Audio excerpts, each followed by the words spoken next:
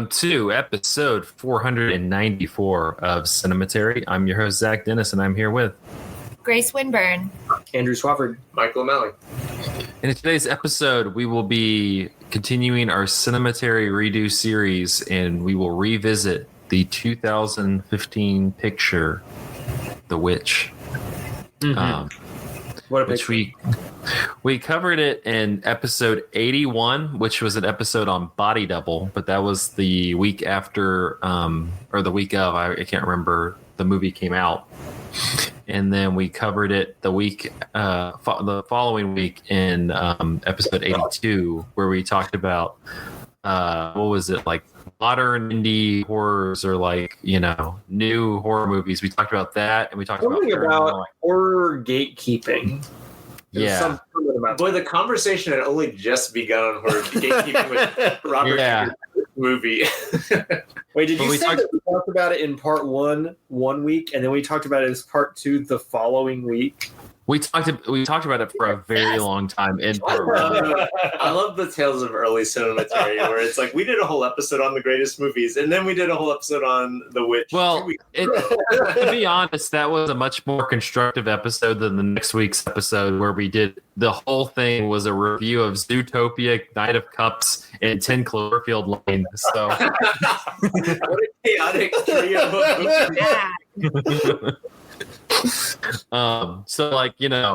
we improved a little bit. But yeah, we talked about The Witch, we talked about It Follows, we talked about Paranormal Activity, and I think we talked about another movie, I forgot. But we'll get to that in the second part. Once again, we're recording this on Friday, February 13th. No, just kidding. Thursday, February 13th.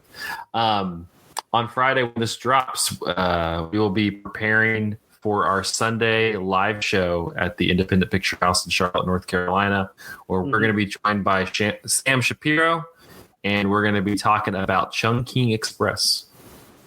So if you're in the Charlotte area, if you're in the state of North Carolina, if you have frequent flyer miles or something, come check us out at the Independent Picture House. We got like 80 tickets sold so far, so 80 people in the thing. They want to go see our smiling faces. And we'll continue to update on the 500th episode at the first weekend of May. Kind of standing in the same place as before, but the details to know. First weekend of May, Central Cinema in Knoxville. It's going to be a party, so show up. I thought Andrew was going to say something. All right. Let's jump to Central Cinema right now, though, to see if we can get any more details. This is the great system we have going. Is we talk about it in an episode, and then Andrew DMs them to be like, "Oh, hey, what's the update on that?" All right, well, let's jump into movies and media we consume this week. I guess is the way to say it. Cinema we experienced this week. Yeah, I'm just gonna. I don't really know where you want to go with it, so I'm gonna give it to you. Okay. Well, I petitioned the Cinematary crew a couple days ago for us to talk about Kendrick Lamar's Super Bowl halftime show on the podcast this week, because we have done series in the past on both music videos and concert films. And this Super Bowl halftime show felt like a concert film in a way that previous Super Bowl halftime shows have not. There have been a lot of great Super Bowl halftime shows over the last several decades, but usually I feel like what the camera is doing is just kind of getting coverage of the stage, making sure you can see the performer doing their thing. But the Kendrick Lamar one was cinema. Like, they had very highly planned out, like, camera angles, so many, like, images are being constructed, and it just felt like the visual element was equally as important as the musical element. And so I just wanted to hear y'all's thoughts on the Super Bowl halftime show and the cinematic qualities therein. I don't know, anybody want to throw out a hot take? I Grace didn't is watch smiling. it. Watch it. I didn't watch it. I'm sorry. I didn't watch it. I didn't watch the Super Bowl. I didn't watch the halftime show. I've just seen clips and memes and pictures, and I have heard everybody.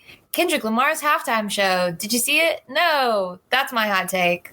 It's very you memeable. think- Like I will say, like Kendrick Lamar is like doing. There's a lot of like him looking at the camera and making little funny faces and stuff. One key moment. One key looking moment at the where he camera. directly addresses Drake, which is very fun. But a lot of the other ones, like I think, like an underrated element of like Kendrick Lamar's music is him doing little like quirky like things with his voice. And yeah, like he has a think, very like, silly voice. he can do a Yeah. really silly voice, and he a lot of times it's done for dramatic effect. You know, like he's got the like depressed like inner monologue and like To Pimp a Butterfly or whatever. But I feel like more recently he's kind of loosened up with it, and so like on a bunch of the Drake disses he's like kind of playing with like tone in his voice, and I just seeing that visually represented, like with him, like the way his body language is, like it's so like exuberant but also like very controlled in the sense of like you can see as he like modulates the tone of his voice, like he's also modulating like his posture and stuff. And I think that that's like, I don't know, I've never actually seen him perform live, either, you know, on a recording or live or like there being there myself. So I'm curious if this was like a new thing for him or if this is always how he does it. But I thought he was like, as a like, you know, when we think of like the really iconic like concert films, like David Byrne, like his body is like a, you know, a key element of that film. Stop Making Sense. And I would say the same thing about Kendrick Lamar here, even though he's not wearing a big oversized suit. Like the way that he uses his body in relationship to the camera is really fun. Yeah, I agree with that for sure. Can you guys talk about like the flow and maybe the structure of it? Can you guys? I've seen some, like, pictures of Samuel L. Jackson. Like he starts it off, and I saw that Spike Lee had a post about how it was about Chirac. Is that? I don't know. Well, I it's possible that so, the role that Samuel L. Jackson is playing in this is reminiscent of his role in Spike Lee's Chirac. But Because he's like a Greek chorus in Chirac. yes. But yeah, for anybody who's not seen it, I'm kind of assuming everybody has, but Grace is proving me wrong here. It's split up into like 3 acts. And you have Samuel L. Jackson speaking kind of to the audience, but also kind of to Kendrick between each of these acts. As Uncle Sam. As Uncle Sam. He says, it's your Uncle Sam. And he's kind of offering meta commentary on Kendrick, like walking this tightrope of, major media publicity. You know, doing the Super Bowl halftime show is not the same as putting on a concert for your fans, right? This is like the biggest stage in the world. And so there's kind of like a certain degree of like political navigation that he has to do to like make sure he's like appeasing everybody and not ruffling too many feathers. Donald Trump was also in the audience at the Super Bowl, right? And so Samuel L. Jackson is kind of like talking to Kendrick, telling him like to make sure that you don't like do anything too radical or too ghetto, as he says at one point.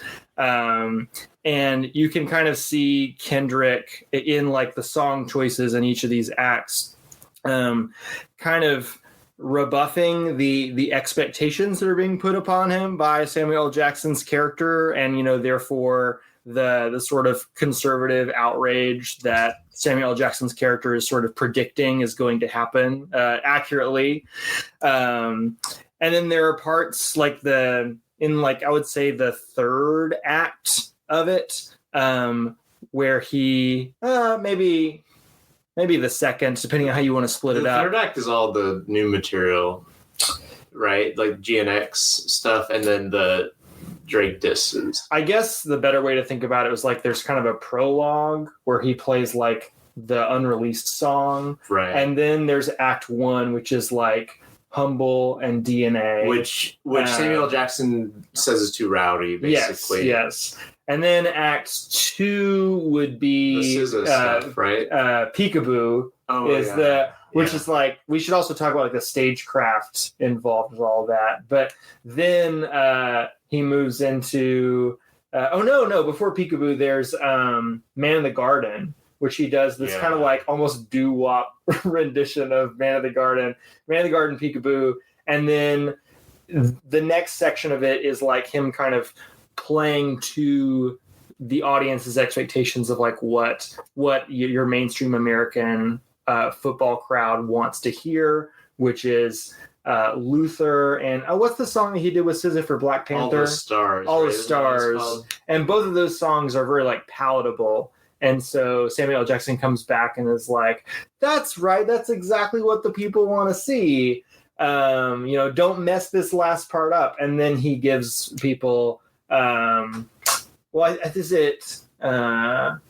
is he goes straight into Not Like Us? He goes straight into Not Like Us and has TV Off. Not Like Us and TV Off, and that's the end. Which those two are like sister songs to one another. Yeah, but also there's the other commentary going through is Kendrick himself is commenting on it, and like he teases Not Like Us multiple times where they start like the DJ Mustard beat, and then he'll jump into something else, and so like there's tension between what Samuel L. Jackson is like. Uncle Sam says the American people want, and then Kendrick is like, "Oh, I'm going to play the song they really want." Which is, of course, Not Like Us, like his biggest hit of all time. Yeah. Of course, that's the song everyone expects him to play, even though, like, the element that Samuel L. Jackson represents is saying that that's, like, not the version of Kendrick that they want to see. Well, he is both giving people what they want in that, that song just won a ton of Grammys, like, last week.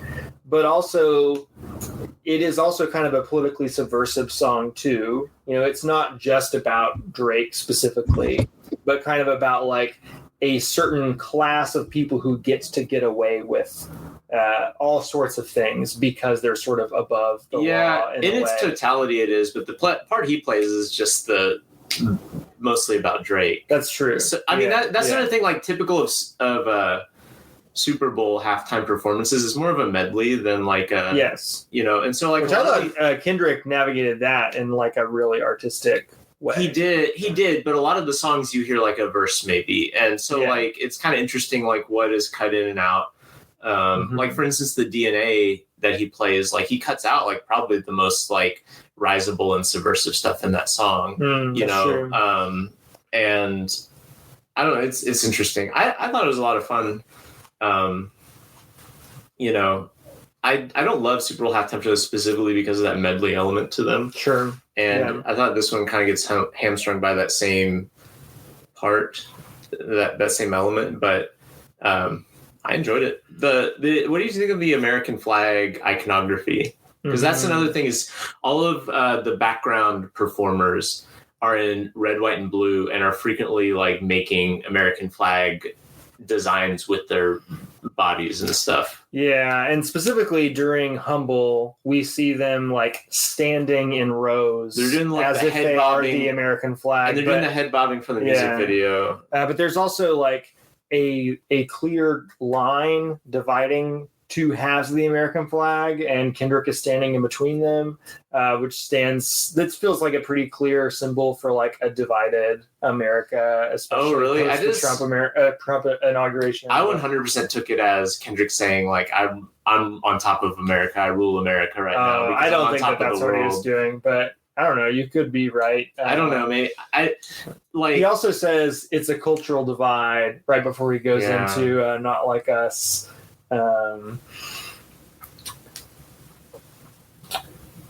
But I guess one other thing to mention before we move on, unless Zach, you want to jump in with Kendrick thoughts, is like I thought the stagecraft of this show was really amazing. Like Kendrick uses the entirety of the football field and kind of has 4 different stages set up in different corners of it. They're also they are these different symbols. There's one is shaped like an X, one's shaped like a circle, one shaped like a triangle, one shaped like a square. Which some people have taken to be like the PlayStation buttons, but also I've heard people say that it's a reference to Squid Game and like the different factions in Squid Game. I've not seen Squid Game, so I can't speak to that, but there is definitely like an overarching allegory happening in the halftime show about like playing the game in America, whether that is playing the game of the Super Bowl halftime show or like the game of capitalism or like living under white supremacy or whatever. And so all of these stages kind of have like a different character to them in a way. Like the one that's shaped like a circle, he's wrapping the middle of the circle while there are people like marching in a circle around him. The one that's shaped like an X, he wraps peekaboo in, which is maybe my favorite section of it. I don't know. But that one is done almost entirely as one shot that is just like regularly revolving. Like the camera is just like going in a 360 around like these 4 different little pockets of the X that different people are dancing in. And I also absolutely love the sections where like Kendrick is moving from one stage to another. I especially like in the DNA section where he's leaving the like American flag part of the stage behind and like running all the way to the other end of the football field, and the camera is just like running in front of him and following him. And there's this really interesting like depth perception effect that's happening as like the camera is like stays very close on Kendrick, but getting further and further away from this crowd of people behind him. And like they use the kind of lights in the background to great effect. And in the sections where you see Samuel L. Jackson, there's some really great like spotlighting happening there too. It was like really, really impressive visual feat. I felt like this whole thing. But Zach, do you have anything you want to chime in with? Nah. No, it's fun. Not cinema. No Prince. No. I mean, we got 15 minutes of discussion out of it, so that's good. Pretty impressive. A lot to say, clearly. Thank you for walking me through it. I felt like I was there. You should watch it. It's good. It is fun. I can't tell if she's being like serious or not. Grace is just vamping up for her like vicious takedown of her part 1. That's true. Grace, let's get to some real poison. Well, so you guys talk about audio, sound and visual spectacle, and I also experienced sound and a visual spectacle, and every second of it, and it was the Silence Synched series that is out of Austin, Texas. This man, I don't even know his name, but he is an independent. This man is an independent movie theater owner, and he has decided to combine silent cinema and a concert going experience. And he is in the process of doing a series of mashups, these monster mashups of a silent film and classic rock of some sort. His name is Josh Frank, by the way. Well, to be frank, somebody should have been a little more honest with him. And he lives at 232 4th Street. I have his phone number as well. I'm knocking on that door. I'm saying, what made you think this was a good idea? Because the first in the series was Nosferatu and Radiohead. Mm-hmm. This second installation of the series is Buster Keaton's Sherlock Jr. and R.E.M. Now, where to begin? These are I guess I'll start with. How do you feel about R.E.M. before we get started? Oh my god! I had no thoughts about R.E.M. before this started. I couldn't tell you, like probably gun to my head. I don't think that I could have picked out an R.E.M. song. Like I couldn't have told you one. I couldn't pick it out of a Police lineup, pull the fucking trigger. Like I don't know. I don't care. And now, after having seen it and having heard some R.E.M. songs, I'm angry that's number one, that's my first experience. Like my exposure to them was in such this like egregious, self-serving, narcissistic experiment as this was. We're on a road trip this weekend. We got to make Grace listen to some R.E.M. No. We got to do.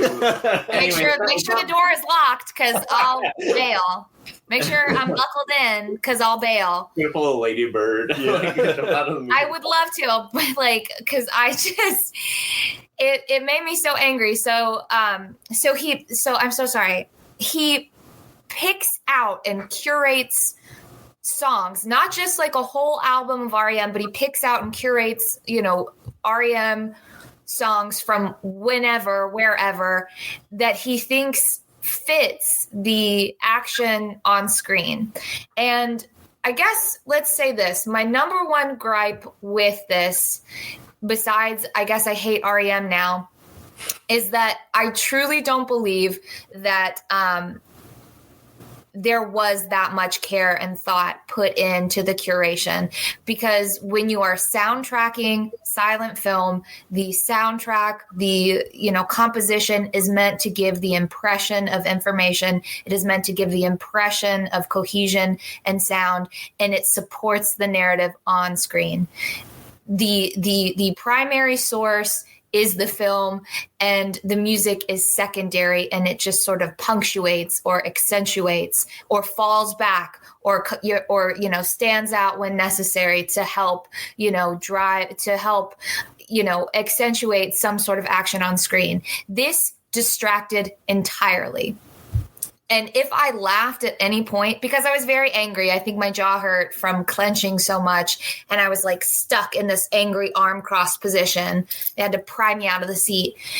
If I laughed, it's because Keaton is funny. He establishes a very foundation of what a sight gag is in any and all of his films. So he just stands out as funny. So yes, I laughed, but it's just because it's Keaton. I didn't laugh because some joke was punctuated for me with some sort of slapstick, musical number. If anything, R.E.M. famously hilarious. Famously hilarious. It was infuriating. So there were two shorts. There was The Balloonist and then Sherlock Jr. The Balloonist was soundtracked to some beginner entry level, garage band house beats. It was awful. And anytime the music did something, it was echoed on the screen. So if there was sort of like a skippy, like da da da da, then the frame would shake. Oh, I thought that was so annoying about the Nosferatu thing too. They were doing all sorts of little visual effects on the screen that I thought was so distracting. It's so distracting. You don't get to do that. The nerve of you. How dare you? Like, it also isn't far enough. Like, if you're going to visually transform the film, like, actually transform it rather than doing these, Windows Movie Maker looking things. Yeah. That's exactly what it was. They put this filter over it. At one point. Dude, you got to send the link to this podcast. It was disgusting. I hope this man hears this, because it number one, I love silent film now. And I think that was such like a bastardization of a silent showcase as there ever was one. I think it is self-serving because it really did, like, he introduces it as like, I like R.E.M. I like the Pixies. I like Radiohead. I like pizza. I like school. I like my friends. Like, great. But it's like, you're not doing anything. You're not giving us anything new. I don't think that you're not enticing silent fans from any walk of life to come and show up, because what they want to see is their favorite silent movie. They want to enjoy it. And instead they're just angry because they're so distracted by whatever bullshit filter you put to it. It makes these films look cheap. And you don't have the acumen or the gift that Buster Keaton had with his movies 100 years ago that you do right now. You don't. It's very presumptuous to think that you can sort of improve upon something that has lasted so long and that is the very foundation upon which we all agree, like, this is comedy. But I digress. But then if you're a new silent film fan and, you watch that and you're like, oh, that was fun. And then you go watch, Metropolis at home, you're gonna be like, oh, this is not that. And where's R.E.M? Yeah, they're like, where's the R.E.M? Where's They Might Be Giants? Where's they were gonna play the my Smiths in filter? this. Where's my tie-dye filter? I mean, it was just egregious. It was such an affront, and it offended me to my very core. And I wish I had asked for my money back, but I sat through the whole fucking thing because I was like, there's no way. I felt like I had to see it. And I'm not glad that I sat through it. Actually, I regret it. What? Grace, have you seen Sherlock Jr. before this, or was this your first time? No, I had never seen Sherlock. Oh my God. I had never seen Sherlock Jr. I'm like, look, I really like Buster Keaton. After my time in Italy and Pordenone, the silent comedies that I saw, just everybody, every culture has their take on Keaton, on Chaplin, on Lloyd. And they're all fantastic and they're all hilarious. And I learned so much about soundtracking silent film. I learned so much about the process and the sort of, the musical improvisations that go into scoring silent cinema for a live audience. And it was also eye-opening. Everything was so beautiful. And I feel truly lucky and truly spoiled to have experienced silent film that way. And I wish that everybody could have the same experience. But really what I just wish is that everybody could have an experience where whoever is scoring the silent film is primarily focused on just helping to advance the narrative, that they are focused primarily on this beautiful piece of art that is this film. And they want to share some soft, sweet sounds, because that was awful. If you see Sherlock Holmes without R.E.M., you got to be careful. I wish I knew which score this was, but there is an absolutely terrible, very common Sherlock Jr. score that has like James Bond music at one point, and like, I know you're talking about like that. Yeah. I hate it. You really got to make sure you don't encounter that your second time. It's pretty bad. That one's also really bad. It is really bad, but I'll be very careful. I mean, if anything, the longest way to watch a silent movie is completely silent. But there was just one more thing that I wanted to say. So not only was it R.E.M., not only were there filters on things, but the sight gag, there's the sight gag with the billiard balls, where there's the regular number 13 billiard ball just on the pool table. And then the two con men, they have their two secret weapon billiard balls that look just like the regular one, but they're bombs. Mm-hmm. He put a color filter over the two that are bombs, so they are a bomb, so that you can tell. Easy mode. That's not the gag. Like, you have just robbed us. So, wrong. And wrong. Well, and as someone who just on the last episode of this podcast watched Man with a Movie Camera scored by a 3-6 Mafia album, I think that watching a silent film to a specific album can be a cool experience. But this doesn't feel like Shout out to my Andrew Swafford scored Man with a Movie. Yeah, you could also listen to Andrew Swafford's synth tests while we watch Man with a Movie. I think the silent syncs Andrew Swafford. I think the thing with the silent sync thing is it feels like someone doing what Andrew just described, but somehow getting national distribution doing it in the theaters. And that, like, just let this be your little personal thing that you do for fun, rather than like the presumption of people are going to pay to come see this. And there's no connection between the music and the film whatsoever here. Like, Michael and I saw Nosferatu, which is also a silent synced thing, with Radiohead's Amnesiac and Kid A, which are two albums that I love, but I don't feel like they added to the experience of Nosferatu really at all. It's a great trick to play at the end of your hinge date for your date, but it's not a great trick to distribute nationally.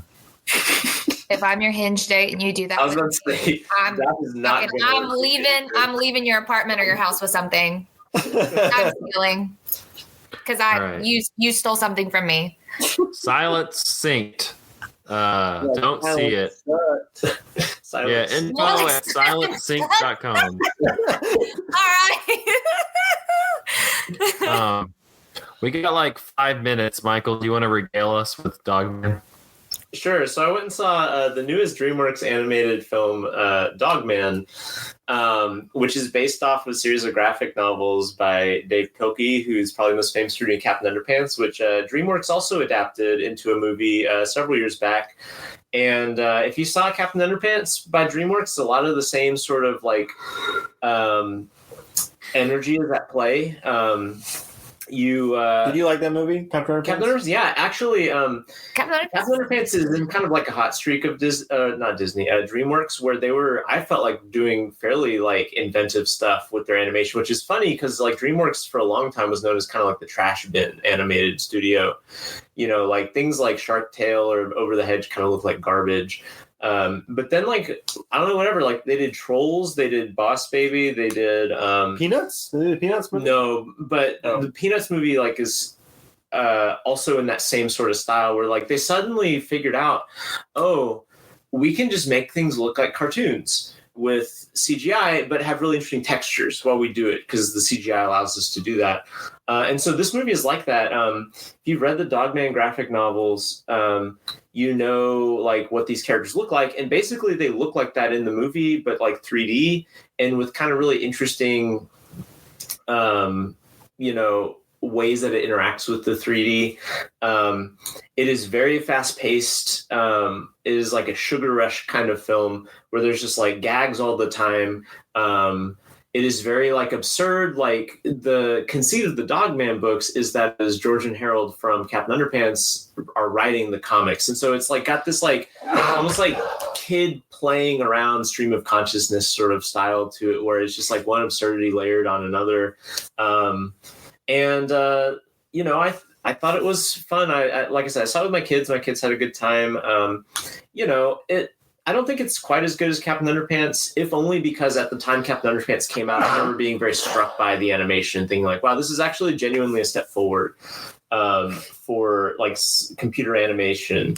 Whereas I think now, like in the intervening like 8 years or whatever since Captain Underpants came out, I think that the American like computer animated aesthetic has diversified quite a bit, including Disney itself trying to diversify its house style.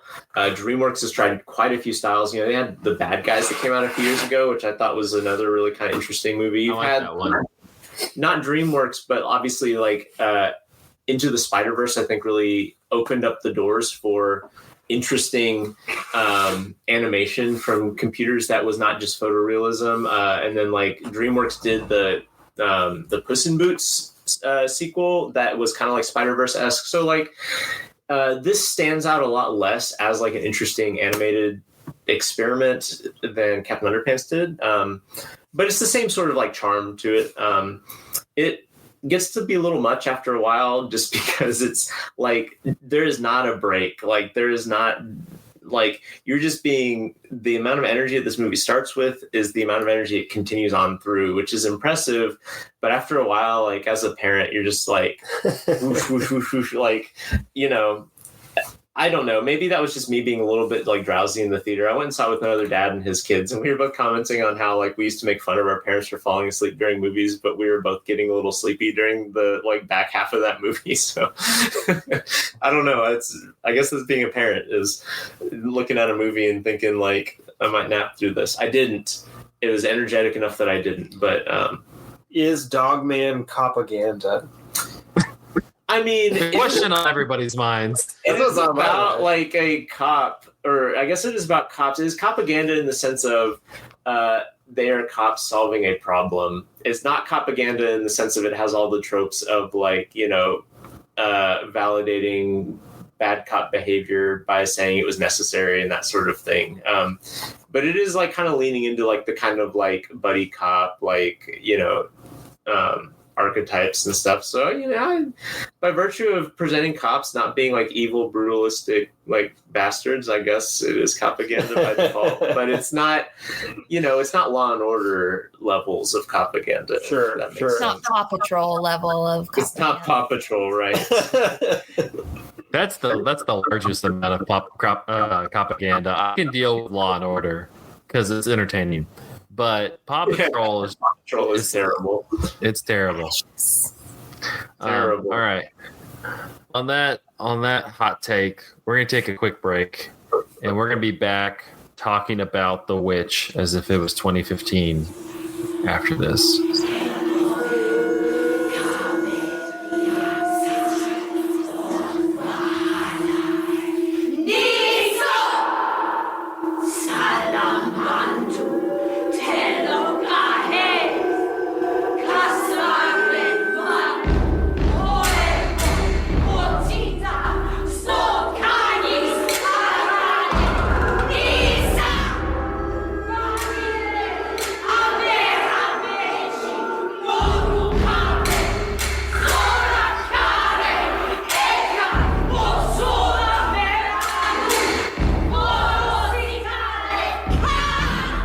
And we're back with part 2 of episode 494 of Cinematary. In this part, we will be continuing our Cinematary Re-Do series with 2015's The Witch, which is close to 10 years to this year at least. And it's kind of funny to rewatch it. This, at least for me, this is my first time rewatching it since it came out in theaters, I believe. And we had Nosferatu at the end of last year, and Robert Eggers, I feel like, has gotten only bigger and bigger since Witch came out. Mm-hmm. And the indie horror genre has just gotten bigger and bigger. Yeah. That felt like a big moment. Yeah. I think both The Witch and It Follows were within maybe a year of each other coming out, and that really feels like a template being set for also, like the next 10 years. The Babadook. And the Babadook. That was the other one we talked about in the episode, is the Babadook. Oh, okay. It's the elevated horror that everybody keeps talking about and clamoring for. I want elevated horror. Well, before we get into it, let's hear Andrew. This is fresh off of seeing it for the first time ever, his review.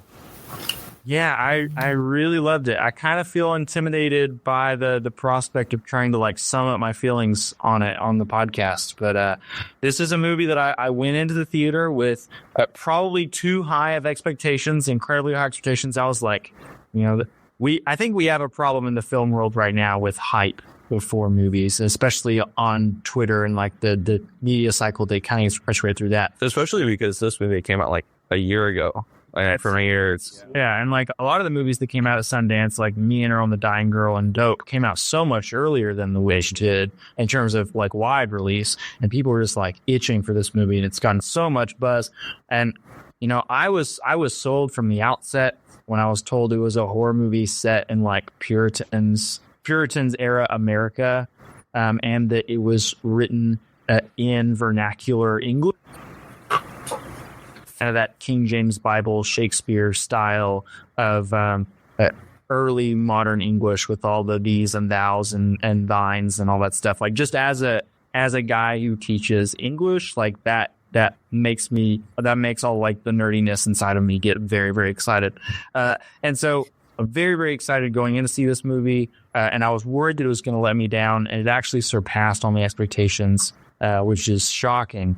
But I basically love everything about this film. I love the fact that the witch is real, that Satanism is real, there's like real mystical supernatural shit going on, and the movie basically takes the Puritans' worldview and it brings it to life and kind of shows how horrifying it is to live in a world where you actually believe that demons and devils are all around you at every turn.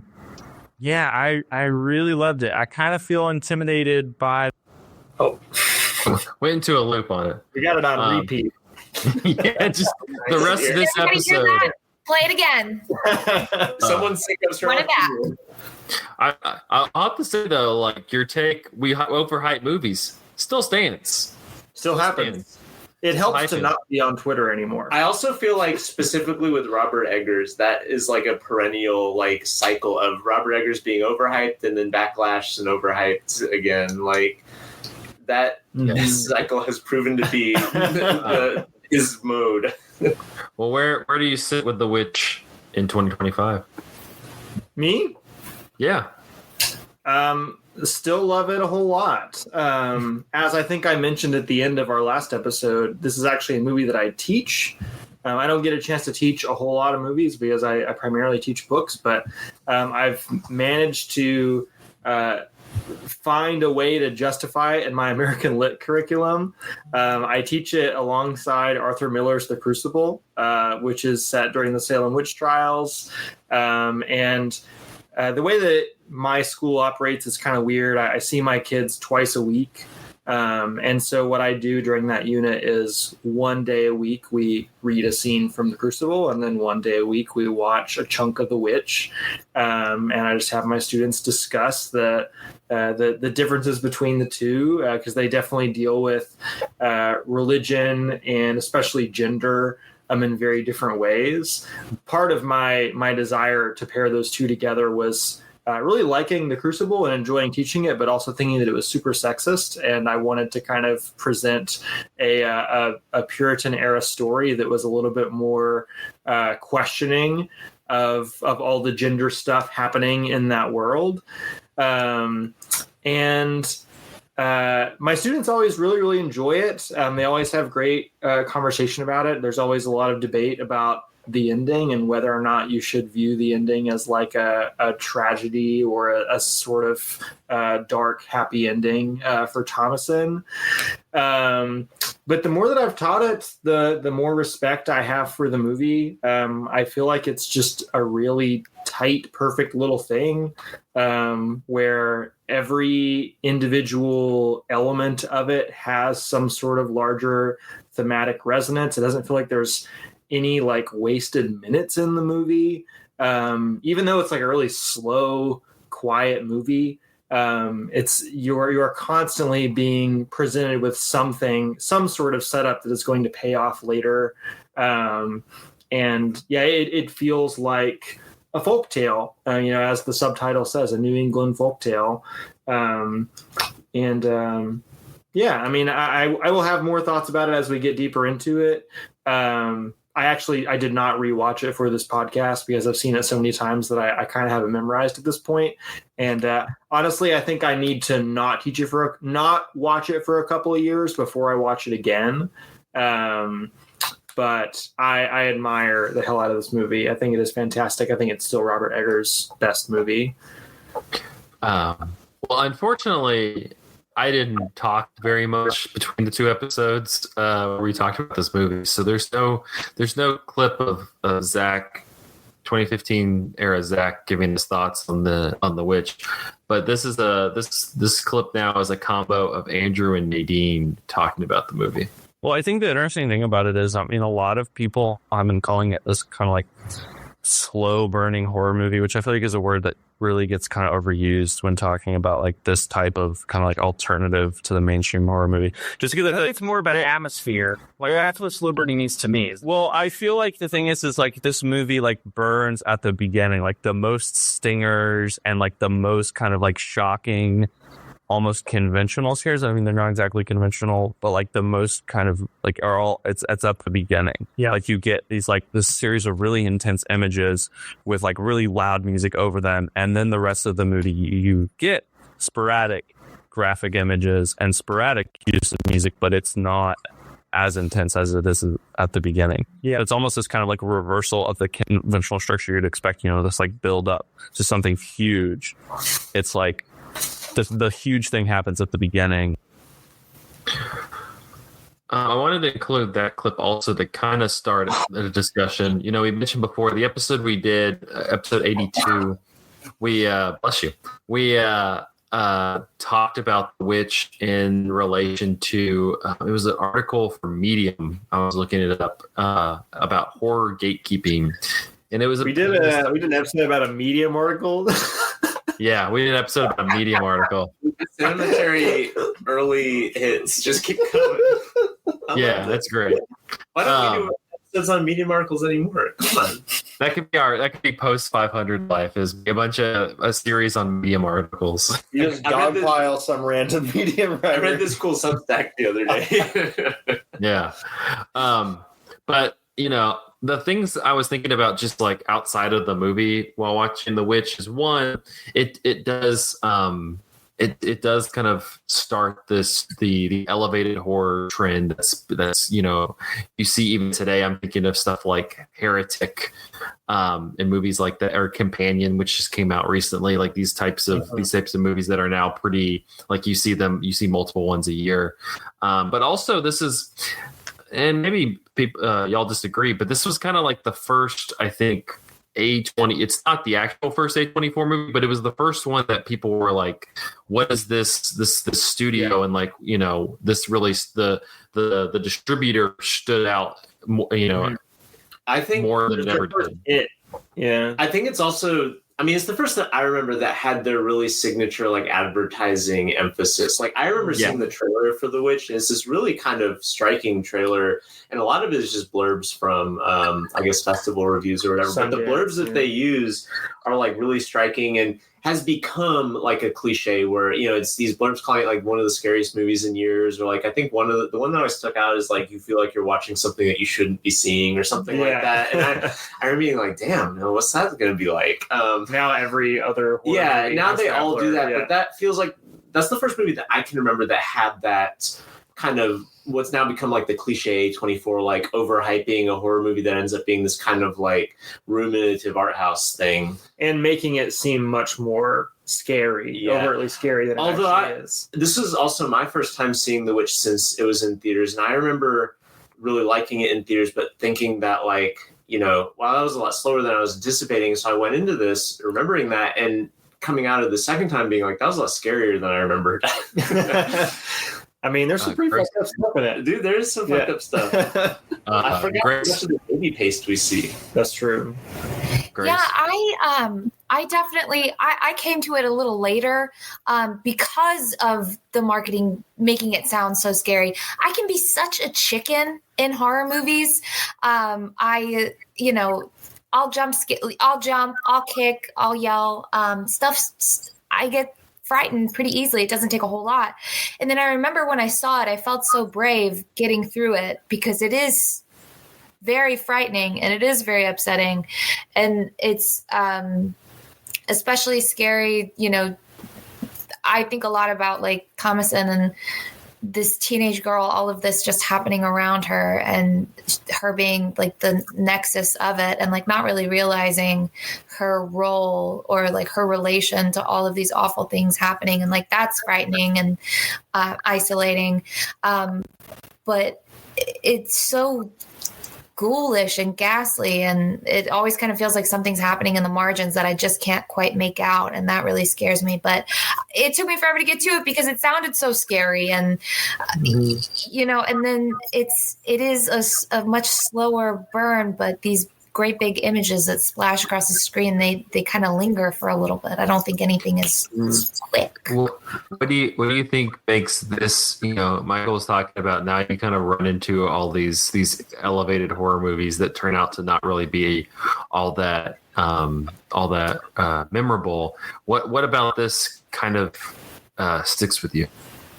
So I think that is such a good point. I think this is definitely like the bar for elevated horror, and then everything else that follows. It either needs to be as good as or better, but if it's worse, then it's chuck it. Heretic is a high bar. Oh my god, that's a very high bar. I mean, this is one of the elevated horror. Like this is very much like what comes to mind. I think that. What was the scariest? When the mother, I also didn't rewatch this. I'm so sorry. But I think about like the images that have stuck with me the longest. It's, the mother getting, pecked by the birds. It's yeah, awful. Yikes. This is awful. I think about Caleb regurgitating the apple is pretty fucked up. Dude, all the stuff with Caleb dying too is really like upsetting. It's a very like emotionally devastating movie. Yeah. I think also I was bracing myself. This is also one of those ones where you kind of like brace yourself for like a bigger jump. And for me, it was the peekaboo between Thomason and the baby. I love that scare. Like bracing myself for a face, a figure, a weapon, a something, a blood, and it's nothing is like that's scarier. That it is. It is. Yeah. So that stuck. Those are some of the bigger ones that have lingered in my chicken brain. I think, Zach, another thing that makes this kind of like a torchbearer for elevated horror, and Andrew kind of already mentioned it with his student discussion, is that like it is perfectly calibrated for ambiguity. What the implications of this movie are like very open to interpretation, because it is so ensconced in the kind of worldview that it is, and also ensconced in like the people's perspective that it is. We only get glimpses of what is out there for the most part, and that is intersecting, of course, their own belief system. And like I just think like there's a lot of elevated horror that works like exclusively in the realm of metaphor, and that's maybe more downstream of like It Follows or something like that. But like there's the other elevated horror, which is like working just on the realm of atmosphere. And I think this has that atmosphere, but what the atmosphere is doing is obscuring like the thing that you want to know and the thing that you want clarity on. And like what's really upsetting about it and like unnerving is like how much is just left to, you just see something happen, you're like, what? Like even Caleb dying, like why does he die?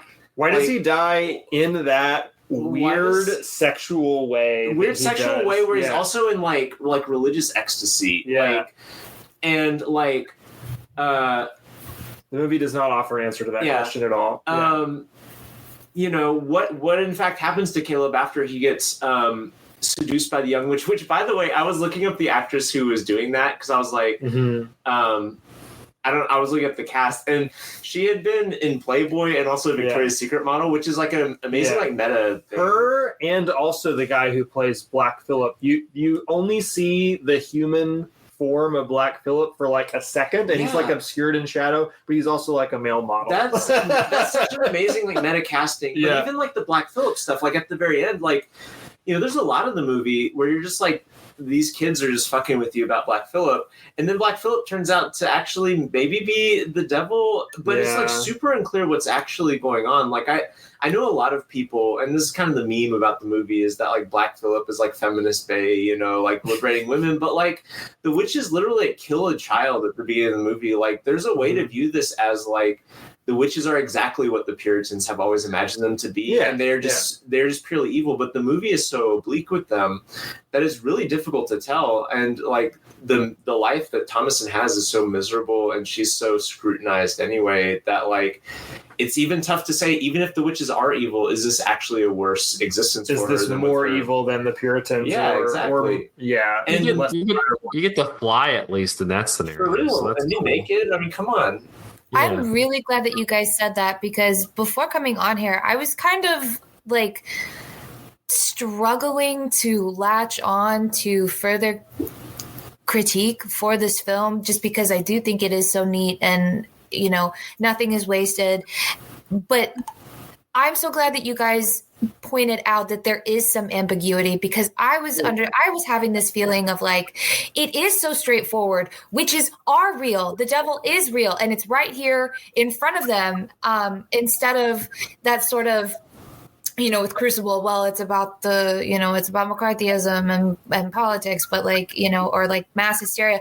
It felt like the ambiguity is not so obvious. So, harder to latch onto. So I'm really glad that you guys said something about that. And also that you brought up what your students say, like, is this, the witches the end of it, is it a better life for Thomason? So I'm gaining a lot from this. I just really want to throw that out there. I appreciate it because I was just so of the camp of like, what else is there to discuss? It is fantastic. Mm-hmm. But this is great. I appreciate it. Thank you. Great discussion, guys. I think we should pause to congratulate ourselves for having this discussion. Have you been doing these things for a while? You're really good. No, I just, it's like, thank God. Okay, you're absolutely right. Like, there is more to this. Yeah. It's also a movie that this is kind of for probably most people. The first time you see Anya Taylor-Joy, and I forgot how goddamn good she is in this movie. She's amazing. She's fantastic. She's so good in this movie. She doesn't really have that many lines, all things considered. Her character is very quiet. She's like a good, obedient Puritan girl who, like, the first time we see her is like apologizing to God for being disobedient to her parents, and we never see her be disobedient to her parents until the very end. But she just like acts with her eyes and her face so well throughout this entire movie. It might still be her best performance. Like I would be. It's difficult to name a performance of hers I like more. I don't remember if this is in the Cinematary threads or not, but I was actually having a moment a few weeks ago where I realized I don't actually like that many Anya Taylor-Joy performances that are not Robert Eggers performances. Oh, sure, yeah. Queen's Gambit's really good. I didn't like her in the conversation with you because we both named Queen's Gambit as like another example, but outside of the Robert Eggers movies, like and maybe Emma, I like Emma too, but she's good in Thoroughbreds. I was thinking about though her performance in this, like a lot of like the eye and face work comes through in Furiosa from last year. Yeah, I mean, it's not like that I think that she's bad, but like this movie I think set in my mind like, oh, Anya Taylor-Joy is this new talent to watch. And I think like ultimately she's just become another actress for me. Like, not that I don't mean that necessarily in a pejorative way, but she's so good in this movie it maybe set expectations that her other subsequent movies have not quite met. And I think you saw the Super Mario Brothers movie. How'd she do? Oh yeah, she's never mind. That's her best role. No, it is true. She has a very weird career because she like does this and starts getting all this attention, and then she kind of gets plopped in the X-Men machine for like a random X-Men movie that nobody saw. She's continued. There you go. She's continued. The New Mutants. I saw it. Yeah. I was there. It was awful. They've kind of thrown her into a bunch of like kind of semi-blockbuster thriller type things. I saw she's in something with Miles Teller that's on Apple TV right now. She did Furiosa. It's tough to argue. Like she has a very odd career path in terms of like the movie roles she's taken. And so this is still probably the top thing she's done just in terms of acting. Yeah. Even in like the Northman. Originally, she was supposed to be Lily Rose Depp's character in Nosferatu, but I honestly cannot picture that. Like, I can't either. It's way too physical. And I hope she does work with Robert Eggers again. I'm sure she's always good. She's good in the Northman as well. Yeah, absolutely. This one, in terms of Robert Eggers' career, also like he has no like joy in his movies. He's not very funny. Criticism a lot. This one is less funny. This doesn't really have any funny parts. I don't. This feel is maybe like. his least funny movie. I'll be honest. Yeah, it's very. The other ones. The Lighthouse is hilarious. Northman has some very funny parts. Yeah. Yeah. The rest of them are very funny, but this one is very. This is where probably the criticism stems from. Yeah. The Puritans don't have a sense of humor. There's nothing funny. True. Yeah. Also, props to 2015 Andrew for like immediately identifying Robert Eggers' auteurism of like, we are presenting historical stories from the perspective of the people I was actually, of this time period. I'm gonna pull a grace here. Like, I was really impressed that you like immediately walked out of the theater knowing that, because like I walked out of the theater in 2016 when I saw this and thought, wow, it's cool that they sound exactly like Puritans, and that was the extent of like my like thoughts about its relationship to the Puritans. So Andrew, you were already on like that. Nailed it. You were already prepping to teach this like from day one. Yeah. Well. Well. Yeah. Can I just throw out the? Oh, sorry. Go ahead, Zach. No, I was going to make a comment that since two of us watched this movie, Michael and I have anything else that we can add. But no, you can go ahead. I was just gonna say, circling back to like naming scary moments in this movie, I think the first moment you hear Black Phillip speak always makes the hair on the back of my neck stand up. It is amazing.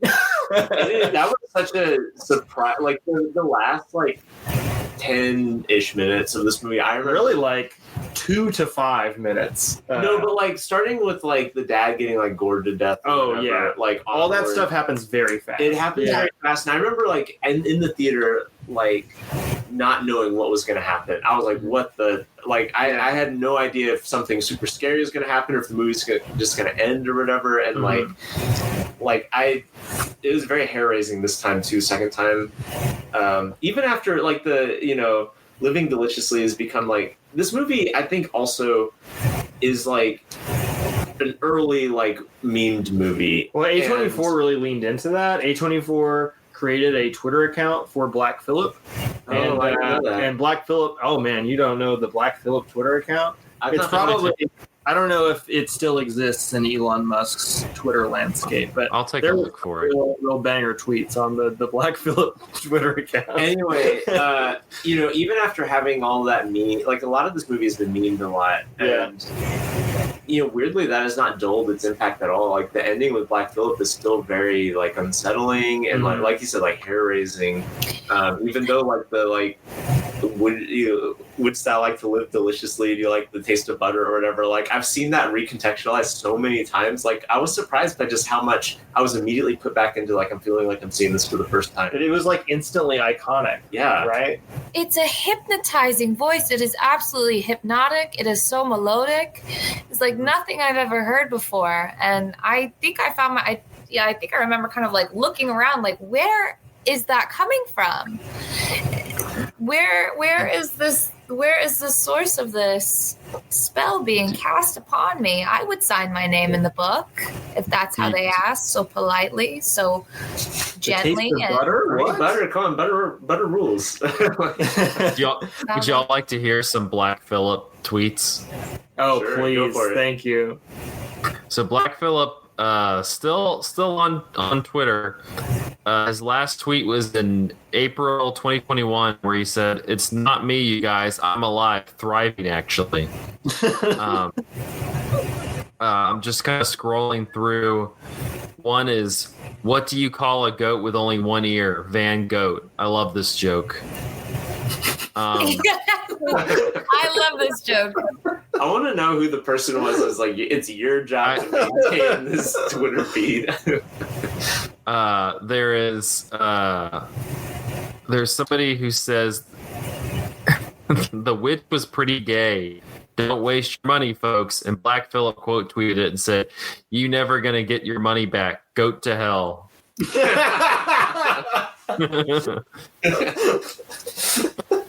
A lot of it is just him tweeting out articles about either the witch or just goats. Because, like, here's one from the Daily Mail that says, "Goat is granted bail after it's arrested for nibbling on officials' vegetables in India." And Black Phillip quote tweeted it and said, "I'm literally in love." And then Ralph Ineson starts tweeting with Black Phillip at some point. Man, another amazing voice. Yeah.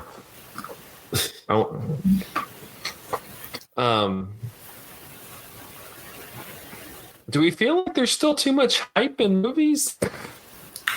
In Eggers movies or in horror movies? No, I'm just filling off of 2015 Andrew's point about overhyping movies. I mean, I think your quote is even more. Like, I don't know. Like, I'm very impressed with 2015 Andrew. Like, you could say the elevated horror elevated horror is a genre that's built on hyping movies before you've seen them. And sometimes that pays off, but in a lot of ways, like it's left people very frustrated with the genre because a lot of people feel, you know, some kind of way about like the way that these movies are kind of baits and switches. And, you know, I feel like the most recent one to benefit from this was Longlegs, you know, just yeah. a year ago. I also think that people are I think that audiences are really tough. I mean, I think about like what, you know, I'm not saying us exactly in this, you know, conversation, but a lot of people have seen awful things on the internet and have been desensitized to certain, you know, occurrences. And I think that sometimes people are too tough when they're going to see these horror movies like, that didn't scare me. It takes a lot to scare me. I've seen some things. And it's like, in the context of this story, this is terrifying. And I thought that Longlegs was terrifying. It frightened me. I guess I'm afraid of the devil. That's the Catholicism in me speaking. But I think that elevated horror and like overhyping the film like before it comes out, it does end up letting people down because people are, you know, their imagination is so much more powerful than what's put to screen, and what's put to screen is powerful and scary. But I mean, it doesn't really seem to faze the masses. I don't know. The hype also creates a challenge, right? It's like the Citizen Kane effect. If you're told Citizen Kane is the best movie of all time, you go into Citizen Kane looking to disprove that. Yeah. And I think the tag elevated horror does the same thing where like I was gonna say I kind of wish we wouldn't even use the phrase like just because John Krasinski said something stupid one time doesn't mean we all have to. He said that. It's like a John Krasinski.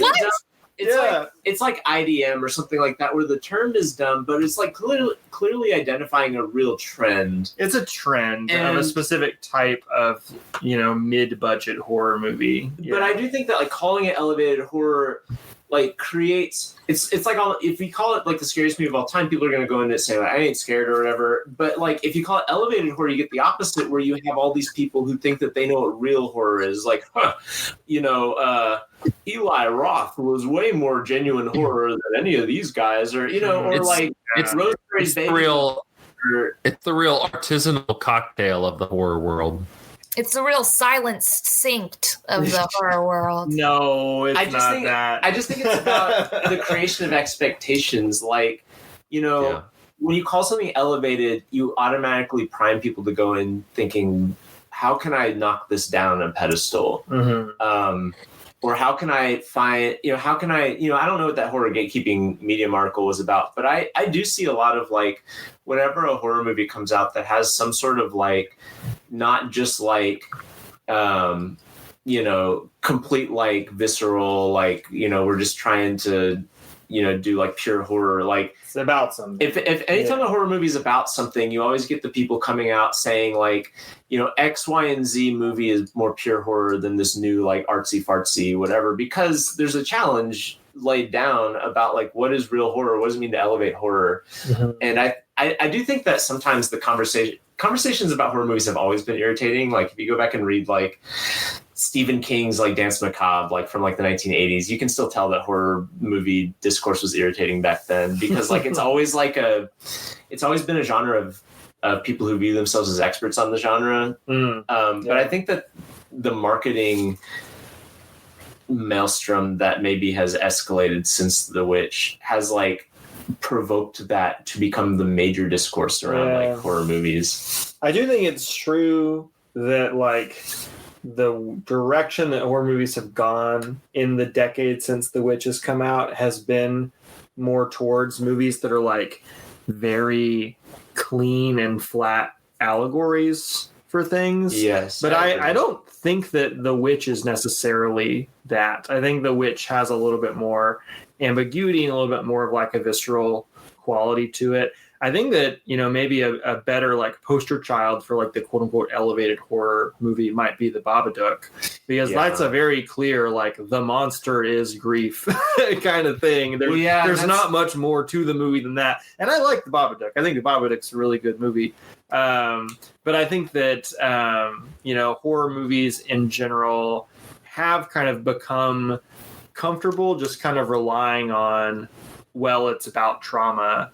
and like that's all we need to make this like a quote unquote elevated experience. It doesn't have to have any sort of like, high quality, like formal qualities or visceral qualities to work as a horror movie. I think that like that is probably true that a lot of horror movies have pivoted that way. But I think the other thing that has happened is people who aren't making horror movies are feeling more comfortable to make horror movies about something. Like I think about like John Krasinski was saying in the context of A Quiet Place, right? John Krasinski doesn't seem to have any interest in horror outside of that. Or I even think of something like The Substance, which I have no idea what's her name's like affinity for horror is. But she doesn't have, like, she is reaching out to an audience who might not otherwise see horror and they're interested in this because it's about something. And I like The Substance, okay. And I like other movies that are elevated horror, okay. But I think that there is like something about elevated horror is not just like it replacing. I don't know that it's necessarily replacing horror as it is like trying to expand horror into like more of a middle brow space that is more general audience friendly, or maybe not general audience friendly, but maybe like maybe middle brow friendly. This is maybe the word to use. Where it's not a big deal that The Substance is nominated for Best Picture, whereas Silence of the Lamb being nominated for Best Picture was a much bigger deal in the context of its time. Right. And I think that horror has like made a lot of inroads with people who maybe 15 years ago would have said, I don't like horror. And the reason it's made those inroads is people thinking, oh, elevated horror has shown me that horror is about things. Yeah, it's not a, for lack of a better word, like marginalized genre anymore, right? It's not a genre that, there's like a subculture around, like it just kind of is the culture, if that makes sense. But I think to return to The Witch, it is very clearly about something, but I think one of the things that can be kind of flattening about these, horror movies that are about something is there's like a single metaphor, like you mentioned the Babadook or whatever, whereas Substance is a great example too. And The Substance is a great example too, and it doesn't mean it's a bad movie, but The Witch feels like it's tangibly about something, like it's about oppressive gender expectations, or it's about like religious, extremism, or it's about, whatever. But it's really hard to, like, to our points earlier, like it's really hard to put your finger on what is the one word thesis that you can say about this. Yeah. And I think that that's something that gives it more legs than because it's kind of cryptic, right? There are those moments in the movie that you aren't given like a complete explanation as to why they happen. I think that the death of Caleb being maybe the best example of those. So, yeah, I agree.